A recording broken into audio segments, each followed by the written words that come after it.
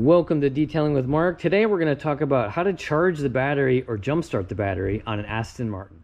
So first let's talk about where exactly is the battery in this thing. Now obviously most cars have it under the hood. So let's take a look here and see what we've got.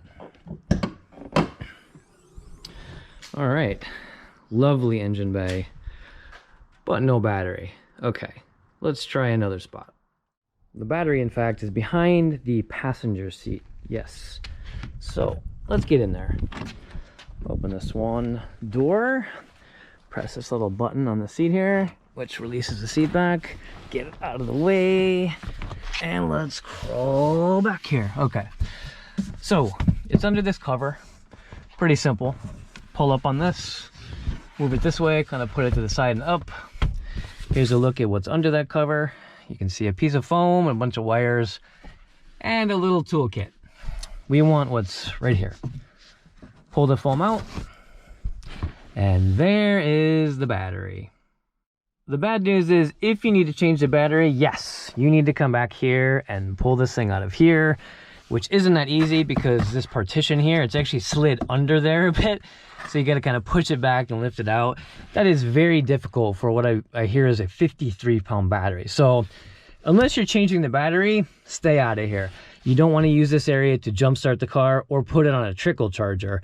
I'm going to show you where you want to do that. This is for replacing the battery only, which we will not cover in this video. We're also not going to talk about this, which was put in by the previous owner to trickle charge the battery. So why put the battery where it is? So first of all, it's about here in the car. So it's for weight distribution is the answer. And I think the placement is great because it's center of the car. If you look at a car and weight distribution, you want everything as much balanced toward the center as possible. 50-50 distribution starts in the center. So let's take a look at the engine bay here. And you'll notice this car has a crazy long nose. But notice the placement of the engine. It's far forward towards the firewall and the driver. It's not hanging out over the rear bumper like some older Audi models have it. And this is known as a front mid-engine design. It's trying to push the weight more towards the middle of the car. The battery's trying to do the same thing. Not in the very butt of the car, but more towards the middle. So I think the placement is great. It's basically down here. So it's not only in the middle of the car, but it's low. It just helps the car's balance, weight distribution, and of course, center of gravity in general. If they were to try to shoehorn that giant battery up here, where would it go? They'd have to reconfigure the engine bay. It might go here. Most likely it would go up here and mess up the weight distribution, too much weight in the nose. So in their infinite wisdom, Aston Martin engineers put it where it is.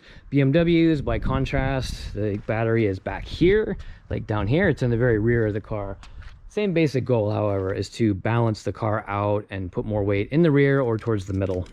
So the real question is, without a battery here and a battery back there, what do you do if you need to charge the battery, jumpstart the battery, throw it on a trickle charger, which I do because I store the car at an off-site storage facility? Where do you do that? You certainly do not do it back here where the battery is.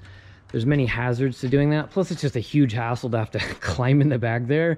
It requires gymnastic skills for me to get back there to begin with. So the good news is, like BMWs, Aston Martin put posts in the front of the car and in the rear of the car. And let's look at the front first. So we're head on at the engine bay here.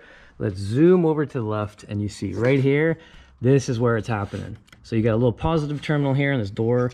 You lift it up. This is where the positive or red clamp would go on jumper cables or on a charger. This here is the negative. You can see it grounds to actually the chassis. It's a perfect ground. And these are basically where you're doing your jump starting or charging. And let's see how that works. So here we are, very simple trickle charger installation, red clip here. And I angle it up a little bit so it gets right on the metal. And then the black one goes here on this giant bolt on the left. That is it. You are done. That is how to charge the battery, trickle charge it, etc. Also how to fasten jumper cables. Jumper cables are a lot bigger than these teeny tiny little alligator clips here, but you should still be able to fit one here and one there if you need to jump the car. So to be very clear here, when you're putting the clips on, you can clip the red one to the end of the bolt here. The black one is a little bit trickier. I want to be very clear on the black one. So I think I previously was saying you want to fasten it to the actual end of the bolt here. What you actually want to do is put it right up here, like right to the ground. That's perfect. So whether you're charging the battery or you just want to take a battery reading, try to do this exact placement. If you're just taking a reading on the charge level, it'll get you the most accurate reading. If you're charging the car or jump starting the car, it will put maximum juice into the battery. If you got giant jumper cables, it's a little trickier to do what I'm doing. These are, you can see how small they are by the size of my hand. These are teeny tiny little alligator clips. If you got the giant ones, it can be a little more difficult to catch the edge of the slip here, but I have faith in you guys. You can do it. Okay, so that is how you trickle charge or jump start a car if you have traditional cables. This is a traditional battery tender with little alligator clips. If you have jumper cables, those are obviously much bigger. Same basic thing. 2 giant sets of alligator clips that you clip onto the battery. Typically, in this case, just posts that lead to the battery. But there's another way to do it that's even easier. Let's go take a look. That brings us to the back of the car where we've got an even easier way to charge the battery.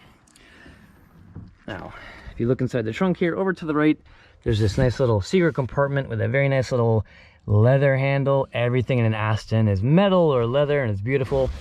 Pull that open and you see this. So this is a trickle charger port meant to work with the factory Aston Martin trickle charger that came with the car, which I do not have, but you can buy them in this cigarette adapter type of plug configuration.